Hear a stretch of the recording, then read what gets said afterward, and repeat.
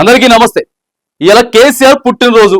ప్రధాన ప్రతిపక్ష నాయకుడు, 10 ఏళ్లు తెలంగాణకి ముఖ్యమంత్రిగా పనిచేసినటువంటి వ్యక్తి, మాజీ ముఖ్యమంత్రి. ఇక దానికి తోడు తెలంగాణ ఉద్యమాన్ని ముందుండి నడిపించినటువంటి వ్యక్తి.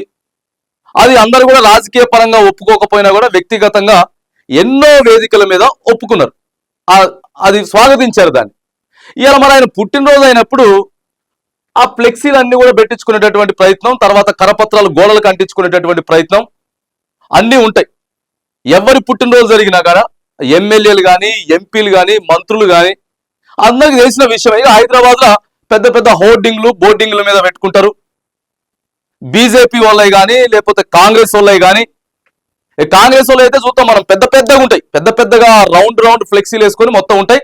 అట్లనే కేసీఆర్ కూడా ఆ పార్టీ వాళ్ళు ఖచ్చితంగా పెట్టుకుంటారు. ఆ రోజు పుట్టినరోజు ఒక రోజు ముందు, లేకపోతే ఆ రోజు కూడా పెట్టుకునేటటువంటి పర్మిషన్స్ ఉంటాయి. ఆ తెల్లారి పుట్టినరోజు అయిపోయిన తర్వాత తెల్లారినో రెండో రోజు మళ్ళీ వాటిని తొలగించేటటువంటి ప్రయత్నం చేస్తారు. ఇక అధికారంలో ఉన్నటువంటి కాంగ్రెస్ పార్టీ వాళ్ళై కొన్ని రోజులు నెలలు గడిచినా కూడా కొన్ని ప్లేసులలో అసలు తీయట్లేరు. మరి కేసీఆర్ ఈ గోడల మీద పుట్టినరోజు శుభాకాంక్షలు అని చెప్పి కరపత్రాలు అంటించుకుంటే రాత్రికి రాత్రే ఇగో డిఆర్ఎఫ్ వాళ్ళంతా కూడా పోయి హైడ్రాకు సంబంధించిన డిఆర్ఎఫ్లు ఎక్కడికక్కడికి చించి పడేస్తున్నారు. అడిగితే మాకు పైనుంచి ఆర్డర్లు ఉన్నాయి, ప్రెజర్ ఉందని చెప్తున్నారు. మరి ఎవరు ప్రెజరు? కేసీఆర్ ని ఆనవాళ్ళు లేకుండా చేస్తాం, కేసీఆర్ కట్టినటువంటి కట్టడాలు కానీ ప్రాజెక్టులు కానీ కూడా లేకుండా చేస్తాం అని చెప్పినటువంటి ఇక రేవంత్ రెడ్డి గారే కదా ఇన్ని రోజుల నుంచి మాట్లాడేది. ఏ వేదిక మీదకు పోయినా కూడా కేసీఆర్ నామరూపాలు లేకుండా చేస్తాం. ఇగో ఇదొక ప్రక్రియ, ఇదొక కుట్ర, మళ్ళీ ప్రభుత్వం చేసేటటువంటి ఇదొక కుట్ర ప్రతిపక్ష నాయకుడి మీద. అరే పుట్టినరోజు ఎవరైనా పెట్టుకుంటాడా ఫ్లెక్సీలు? నా పెట్టుకోకుండా ఎట్లుంటాడు? బీజేపీ అయినా పెట్టుకుంటాడు, కాంగ్రెస్ ఏ పార్టీ వాడైనా సరే పెట్టుకుంటాడు. అది మళ్ళా వాళ్ళ సొంత పైసలతోటే, ఏ ప్రభుత్వ పైసలు కాదు, వాళ్ళ పార్టీ సొంత పైసలతోటే పెట్టుకుంటారు. ఇక చూడండి ఒకసారి మొత్తం చించేస్తున్నారు. ఇక్కడ చించేస్తుంటే ఒక ఆయన ప్రశ్నిస్తున్నాడు క్లియర్ గా, చూడండి.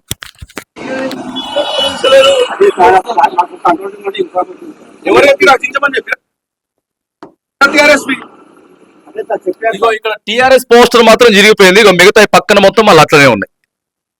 పక్కనే మరి చించేసేటోళ్ళు అయితే హైడ్రాకి ఇబ్బంది ఉన్నది, ఆ తర్వాత జిహెచ్ఎంసీకి ఇబ్బంది ఉన్నది అని అంటే మరి అన్ని చింపేయాలి. గోడ మీద ఏమని అన్ని చింపేయాలి. కేసీఆర్ వీళ్ళు సాయంత్రం పూట 6-7 గంటలకు అతికించుకొని పోతే అర్ధరాత్రి వచ్చి దొంగల్లాగా అని చెప్పాలి. ఇక దొంగల్లాగా అంటే పొద్దుటీల కల్లా ఏం కనిపించొద్దు. అది మళ్ళీ ఎవరో కేసీఆర్కే వ్యతిరేకంగా చింపించారని చెప్పేటటువంటి ప్రయత్నాలు చేస్తారు. ఇక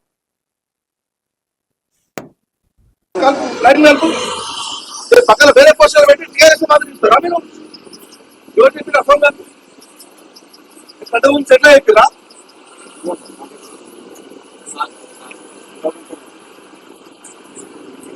హైదరాబాద్ నింపుతున్నారా? కేసీఆర్ బర్త్డే నింపుతున్నారా? ఎందుకు నింపుతున్నారా? చెప్పారు సార్, మాకు చెప్పారు సార్ అని చెప్పి ఆయన క్లియర్ గా చెప్తూనే ఉన్నాడు. ఇక పక్కన పోస్టర్లో అట్లే ఉండే, అదొకటే మాకు చెప్పారు సార్, చింపేయమని క్లియర్ గా చెప్పారు. ఇక గవర్నమెంట్ నుంచి స్ట్రిక్ట్ గా ఆర్డర్స్ ఉన్నాయి, కేసీఆర్ ఏడ కనపడితే అది చింపేయాలని చెప్పి. ఎందుకంటే టీఆర్ఎస్ పోస్టర్ చింపమని చెప్పినట్టు ఎందుకు పై నుంచి ఎవరు చెప్పారు ఆర్డర్స్? ఏ కమిషనర్? అంటే మొత్తం చింపుతున్నారా? Full TRS చింపుతున్నారా? అట్లేం లేదు, పక్కన కమిషనర్ గోడల మీద ఓన్లీ టీఆర్ఎస్ మాత్రం చింపుతున్నారు. ప్రాబ్లం ఏంటి సార్? మేము అక్కిస్తున్నాము, కష్టపడ్డ సొమ్ముతో మేము గోడలకు అక్కిస్తుంటే మీకేమి ప్రాబ్లం ఏంటంటారా? అఫీషియల్ తీసుకున్నాను తీసుకున్నారు, మీరు అక్కిస్తున్నావు చెప్పిన ఒకటి చెప్పింది అద్భుతంగా చెప్పి అఫీషియల్ ఇన్స్ట్రక్షన్స్ చెప్పి సార్ ఆయన simply asking you are you passing official information officially అది చెప్పండి. ఇక చూడండి, ఆయనకు ఫోన్ చేస్తే అక్కడ ఉన్న అధికారికి కల్పిస్తే మా కమిషనర్ గారు చెప్పారు అని చెప్తున్నాడు. మరి అఫీషియల్ గా చెప్పమని చెప్పారు అని చెప్పి కరెక్ట్ క్వశ్చన్ వేస్తున్నాడు ఆయన. పదే ఒకటే క్వశ్చన్ అడిగినా కూడా దానికి ఆన్సర్ మాత్రం వస్తలేదు.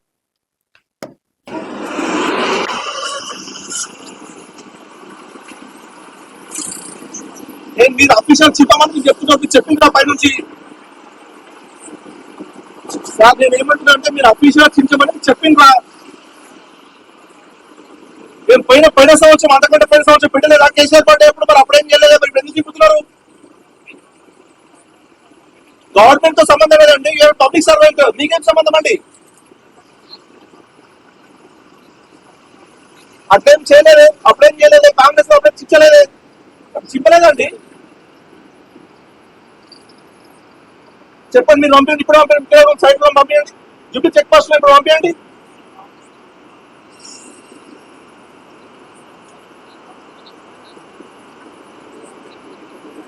నేనేమంటున్నా సార్, మీరు అఫీషియల్ ఏమని చెప్పిండ్రా? అవునండి, హైదరాబాద్ మొత్తంలో ఓన్లీ టీఆర్ఎస్ చింపుతున్నారా? పక్కన వేరే పార్టీ వాళ్ళు ఉంటాయి కదా, బీజేపీ వాళ్ళు చింపుతున్నారా మీరు? అంటే ఓన్లీ కేసీఆర్ సార్ కాబట్టి తీస్తున్నారు మీరు, అంతేనా? అంతే, ఓన్లీ కేసీఆర్ గారు కాబట్టి వారి పుట్టినరోజు సందర్భంగా పెట్టిన పోస్టర్స్ చించమని చెప్పి మీకు అఫీషియల్ ఆర్డర్ వచ్చినాయి, అంతేనా? Okay, thank you. అఫీషియల్ గా ఆర్డర్లు వచ్చినాయట.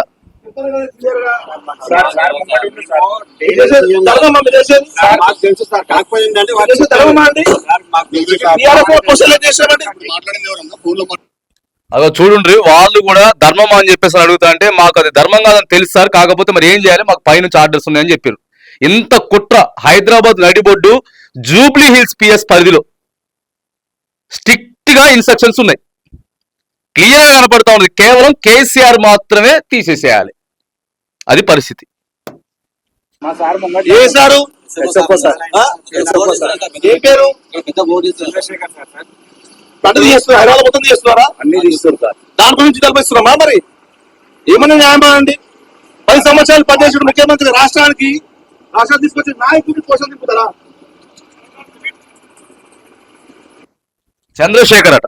చంద్రశేఖర్ సార్ చింపమని చెప్పింది సార్ అని చెప్పి చెప్తున్నారు. ఆయనేమో ప్రశ్నించేటటువంటి ప్రయత్నం చేస్తాడు. ఇదే ఫిబ్రవరి 17వ తారీఖు పోయిన సంవత్సరం కూడా మొత్తం ఫ్లెక్సీలు పెట్టిరు కేసీఆర్. అప్పుడు ఏం సపోర్ట్ చేయలేదు, ఎందుకంటే అప్పుడే కొత్తగా గవర్నమెంట్ ఏర్పడింది కదా, అప్పుడు ఇంకా వ్యతిరేకత లేదు. ఇలా ఎంత వ్యతిరేకత వచ్చేసిందనంటే మళ్ళీ కేసీఆర్ కావాలని చెప్పి అనేక మీడియా ముందు చెప్తున్నారు కదా, అనేక సోషల్ మీడియాలో కనపడుతున్నాయి కదా. ఇప్పుడు భయం పట్టుకున్నట్టుంది, మరి రేవంత్ రెడ్డి గారికి భయం పట్టుకున్నట్టున్నది. జిహెచ్ఎంసీ కమిషనర్లందరికీ కూడా ఇంకా ఆర్డర్లు పాస్ చేసి ఆయన ఏడున్నా జింపేయాలి అని చెప్తున్నారు. బీజేపీలో జింపేయండి ఒకసారి.